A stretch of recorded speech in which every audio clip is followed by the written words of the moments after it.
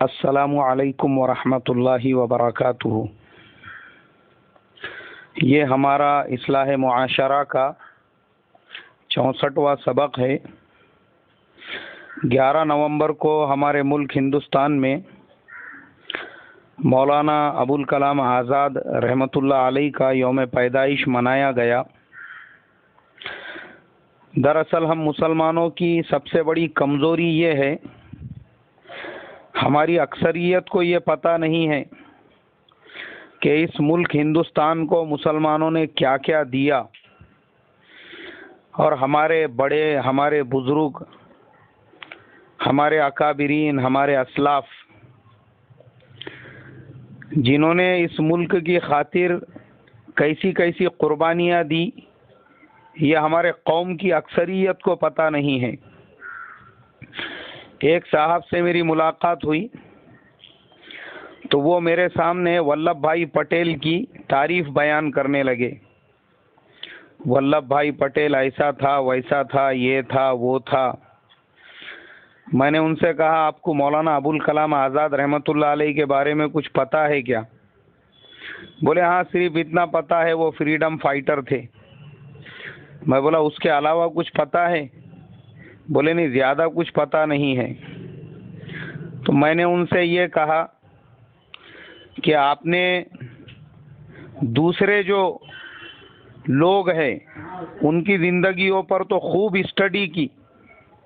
اور ان کو اپنے لیے آپ بڑا سمجھ رہے ہیں، اور آپ کو یہی پتہ نہیں ہے کہ آپ کے باپ دادا جو تھے، مولانا ابوالکلام آزاد، مولانا محمد علی جوہر، مولانا شوکت علی، مولانا حسین احمد مدنی، مولانا محمود الحسن گنگوہی، ڈاکٹر ذاکر حسین، یہ تمام لوگ جو بڑے بڑے فریڈم فائٹر گزرے ہیں، ایکچولی گورنمنٹ نے نصابی کتابوں سے ان تمام لوگوں کے ناموں کو ہٹا دیا ہے۔ اس لیے میں بولا آپ کو ان کے بارے میں پتہ نہیں ہے۔ زیادہ غیروں کے ساتھ اٹھنے بیٹھنے، ان کے جلسے جلوس اٹینڈ کرنے، اور ان کے بڑوں کے بارے میں سن کر آپ کے دل میں ولبھ بھائی پٹیل کی تو عظمت بیٹھی ہوئی ہے، لیکن مولانا ابوالکلام آزاد کے بارے میں کچھ بھی پتہ نہیں ہے۔ انہوں نے مجھ سے کہا ٹھیک ہے، آپ ہی ان کے بارے میں کچھ بتائیے۔ تب میں نے ان سے کہا میرے بھائی، مولانا ابوالکلام آزاد رحمۃ اللہ علیہ وہ ہستی اور وہ شخصیت تھے جن کی پیدائش مکہ مکرمہ میں ہوئی تھی۔ 7 سال کی عمر میں وہ حافظ قرآن بن گئے تھے، اور جو ایک طرف ان کی حفظ کی تعلیم چل رہی تھی، اس کے ساتھ ساتھ ہی انہوں نے فارسی سیکھنا بھی شروع کر دیا تھا۔ ان کے والد صاحب اپنے وقت کے بہت بڑے اللہ والے تھے۔ انہوں نے کہا تھا کہ بیٹا، حفظ کے درمیان میں عالمیت کی کتابیں مت شروع کرنا، مگر مولانا ابوالکلام آزاد رحمۃ اللہ علیہ بہت ذہین تھے، بہت ہی بریلینٹ تھے، اور اللہ کے فضل و کرم سے اللہ نے ان کو وہ صلاحیتیں عطا کی تھی کہ انہوں نے والد صاحب سے اجازت لے کر حفظ کے ساتھ عالمیت کی بھی تعلیم شروع کی، اور 11 سال کی عمر تک مولانا ابوالکلام آزاد رحمۃ اللہ علیہ عالم دین بھی بن چکے تھے۔ ہمارے زمانے میں 15 سال تک تو بچوں کے نورانی قاعدے ختم نہیں ہوتے، اور یہاں مولانا ابوالکلام آزاد حافظ کے ساتھ عالم بھی بن چکے تھے۔ 12 سال کی جب عمر پہنچی تو مولانا ابوالکلام آزاد رحمۃ اللہ علیہ آزادی کے جلسے اور جلوس میں شرکت کرنے لگے۔ انگریزوں کے خلاف ان کے اندر ایک جوش اور جذبہ پیدا ہوا،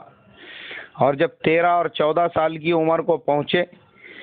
تو اس چھوٹی سی عمر میں، جبکہ ہمارے بہت سارے بچوں کو اپنا اور اپنے باپ کا نام لکھنا نہیں آتا، مولانا ابوالکلام آزاد رحمۃ اللہ علیہ ایک نیوز پیپر کے ایڈیٹر بن گئے، اور الہلال کے نام سے انہوں نے 1912 کے اندر پیپر شروع کیا۔ انگریز گورنمنٹ کو جب پتہ چلا کہ ہمارے اگینسٹ میں ہماری پالیسیز کو کنڈمنیٹ کرنے والا ایسا نیوز پیپر شروع ہوا ہے جس نے پورے ہندوستان کو ہلا کر رکھ دیا، لوگ جب مولانا ابوالکلام آزاد کا نیوز پیپر پڑھتے تھے، ویکلی جو پیپر تھا الہلال، تو ان کو لگتا تھا کہ یہ ابوالکلام آزاد کوئی 70-80 سال کا بوڑھا بزرگ میچورڈ آدمی ہوگا۔ اسی لیے مولانا الطاف حسین حالی سے ایک جلسے میں ملاقات ہوئی تو مولانا حالی سے جب مولانا ابوالکلام آزاد نے ملاقات کی تو مولانا حالی کہنے لگے کہ میں آپ کے والد صاحب کا جو الہلال پیپر ہے وہ بہت پابندی سے پڑھتا ہوں۔ مولانا ابوالکلام آزاد نے کہا کہ وہ میرے والد کا نہیں، میرا ہی پیپر ہے، میں ہی ہوں، بولے ابوالکلام آزاد۔ تو مولانا الطاف حسین حالی کی حیرت کی انتہا نہیں رہی کہ یہ چھوٹا سا بچہ اور ابھی سے اس کے اندر یہ جوش اور جذبہ۔ انگریز گورنمنٹ کو بھی جب پتہ چلا کہ یہ پیپر نکالنے والا کوئی بہت بڑا بڈھا بزرگ آدمی نہیں ہے بلکہ ایک ینگ بچہ ہے چھوٹا سا، انہوں نے اس کے اوپر پابندی لگا دی۔ مولانا ابوالکلام آزاد رحمۃ اللہ علیہ کہاں رکنے والے تھے، اسی لیے علامہ اقبال نے کہا کہ شاہین کبھی پرواز سے تھک کر نہیں گرتا، پردم ہے اگر تو نہیں خطرہ افتاد۔ مولانا ابوالکلام آزاد بھی شاہین کی طرح سے آسمانوں میں پرواز کرنے والے تھے۔ انہوں نے دوسرا پیپر شروع کیا البلاغ کے نام سے۔ گورنمنٹ نے اٹھا کر ان کو 1920 میں رانچی کی جیل میں ڈال دیا، اور پھر یہیں سے مولانا ابوالکلام آزاد کو پورے ملک میں جنگ آزادی کے مجاہد کے نام سے شہرت ملی، اور پھر مولانا ابوالکلام آزاد کھلے عام اسٹیجوں پر اور بیانات میں انگریز پالیسیز کی مخالفت کرنے لگے اور کئی مرتبہ جیل گئے، لیکن مولانا ابوالکلام آزاد کے پیروں میں ڈگمگاہٹ نہیں پیدا ہوئی، یہاں تک کہ احمد نگر جیل میں ان کو گاندھی جی کے ساتھ میں بند کر دیا گیا، اور پھر ایک مرتبہ چاچا نہرو کے ساتھ میں بند کر دیا گیا۔ اس طریقے سے کئی مرتبہ وہ جیل گئے اور آئے، اور ایک وقت ایسا آیا کہ انڈین نیشنل کانگریس جو اس زمانے میں پورے ہندوستان کی، یعنی وہ زمانے کا ہندوستان ایسا تھا جس میں پاکستان، بنگلہ دیش، اتنا بڑا ہندوستان تھا، وہ اتنے بڑے ملک کی جو انڈین نیشنل کانگریس ہے، سب سے ینگ حضرت مولانا ابوالکلام آزاد کو انہوں نے اس کا صدر بنا دیا، اور آج تک کا کانگریس کا اتہاس ہے کہ مولانا ابوالکلام آزاد سے ینگ صدر آج تک کانگریس کا نہیں بنا۔ ان کو انڈین نیشنل کانگریس کا صدر بنایا گیا، جس کے ممبر پنڈت جواہر لال نہرو تھے، مہاتما گاندھی تھے، ولبھ بھائی پٹیل، اور جتنے بھی لوگ ہیں آزادی کے، لالا لاجپت رائے، یہ تمام لوگ اس کے ممبر تھے، اور مولانا ابوالکلام آزاد اس کے صدر تھے۔ مولانا ابوالکلام آزاد وہ آدمی تھے کہ جب ہندوستان کے آزادی کی باتیں چلنے لگی تو یہ ہوائیں چلنے لگی، جو آواز لگی کہ بھائی ہندوستان کو، پاکستان اور ہندوستان دونوں کو الگ کیا جائے گا، تو مولانا ابوالکلام آزاد نے ہندوستان کے جو آخری انگریز گورنر تھے، وائسرائے، جن کا نام تھا لارڈ ماؤنٹ بیٹن، ان سے ملاقات کی، انگلینڈ گئے، لندن گئے، گول میز کانفرنس میں وہاں پر یہ مدعا رکھا کہ ہندوستان کو اگر آزاد کر رہے ہو تو ہندوستان کو ایک سیکولر ملک کے طور پہ آزادی دو، ورنہ ہم کو آزادی نہیں چاہیے۔ اس لیے کہ ہندوستان میں جتنے اس زمانے کے انگریزوں کے ایجنٹ تھے، ان لوگوں نے مہم چلائے تھے کہ ہندوستان کو آزادی دی جائے ہندو راشٹر کے نام سے،